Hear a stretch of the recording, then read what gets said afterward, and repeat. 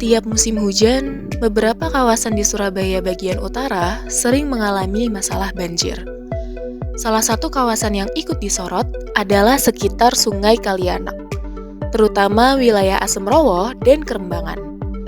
Dari berita pemerintah Kota Surabaya, normalisasi Sungai Kalianak dilakukan karena banjir masih sering terjadi di kawasan ini saat musim hujan.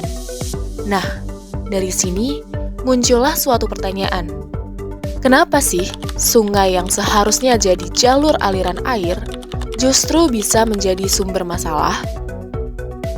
Maka dari itu, halo semuanya, nama saya Akilah Nora Sosabila dengan NRP 5015251082. Di video ini saya akan membahas kasus pemanfaatan ruang Sungai Kalianak di kawasan Moro Kerembangan dan Genting Kalianak, Kota Surabaya. Kasus ini saya bahas dari sudut pandang hukum dan administrasi perencanaan, khususnya tentang pelanggaran pemanfaatan ruang sungai, sempadan sungai, dan solusi normalisasi yang dilakukan oleh pemerintah. Lokasi yang saya ambil adalah Sungai Kalianak, yang berada di sekitar Moro Kerembangan, Kecamatan Kerembangan, dan Genting Kalianak, Kecamatan Asemrowo. Kawasan ini cukup padat, dan posisi bangunan di sekitar sungai itu terlihat sangat dekat dengan badan sungai. Padahal, suatu sungai itu punya fungsi penting sebagai saluran air kota, terutama pada saat musim hujan. Permasalahan utamanya adalah adanya bangunan yang berdiri di sekitar ruang sungai. Akibatnya, ruang aliran air sungai menjadi lebih sempit dan proses normalisasi sungai jadi perlu dilakukan. Pemerintah Kota Surabaya menyebut Sungai Kalianak menjadi salah satu prioritas penanganan karena kawasan tersebut rawan banjir dan rob. Pada berita Agustus 2025, disebutkan bahwa normalisasi Sungai Kalianak dikebut karena kondisi sungai menjadi sangat sempit akibat bangunan liar di sekitar sungai. Jadi, kasus ini bukan hanya soal bangunan berdiri di tepi sungai, tapi juga soal bagaimana pemanfaatan ruang itu bisa berdampak pada fungsi drainase dan banjir kota. Dari sisi tata ruang, ada beberapa hal yang bermasalah.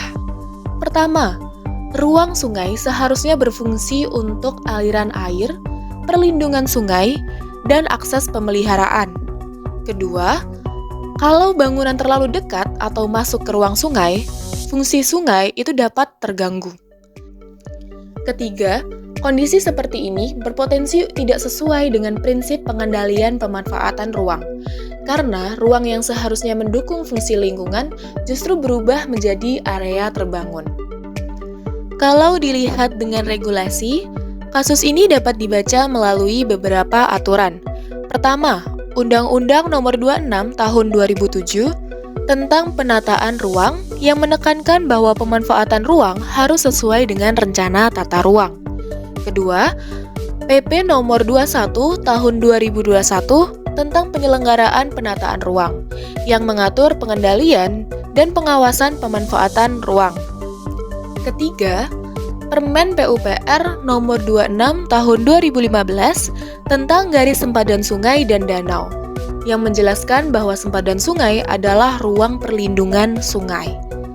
Keempat, Perda Kota Surabaya Nomor 3 Tahun 2025 tentang RT/RW Kota Surabaya 2025 hingga 2045 sebagai dasar pengendalian ruang di tingkat kota.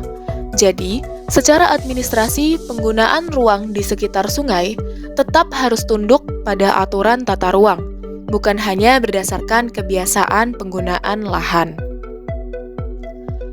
Untuk penyelesaiannya, pemerintah tidak langsung membongkar begitu saja.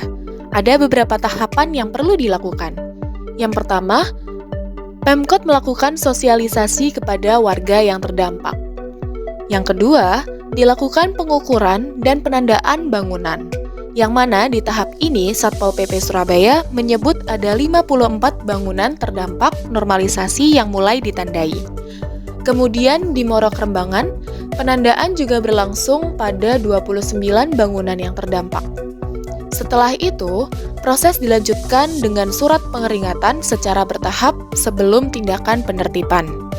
Satpol PP Surabaya menyebut bahwa tahapan surat peringatan dilakukan dari SP1 sampai SP3 dengan tetap mengedepankan komunikasi kepada warga.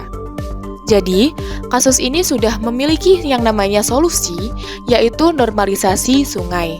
Tapi prosesnya tetap harus memperhatikan warga yang terdampak.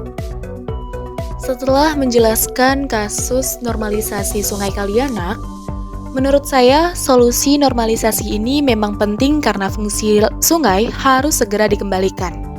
Tapi, penyelesaiannya juga perlu memperhatikan sisi sosial dari masyarakat setempat. Pertama, pemerintah perlu menjelaskan batas sungai secara terbuka kepada masyarakat, agar mereka tahu bagian mana saja yang boleh dibangun dan bagian mana yang tidak boleh dibangun. Kedua, warga terdampak perlu didata secara jelas, terutama kalau bangunan itu digunakan untuk tempat tinggal atau mata pencaharian. Ketiga, setelah normalisasi selesai, kawasan tepi sungai jangan dibiarkan kosong tanpa pengawasan, karena bisa saja ditempati kembali oleh warga setempat. Area tersebut lebih baik diarahkan menjadi jalur inspeksi, ruang hijau, atau akses pemeliharaan sungai. Jadi, tertib tata ruang bukan hanya soal aturan, tetapi juga soal keselamatan dan kenyamanan masyarakat kota.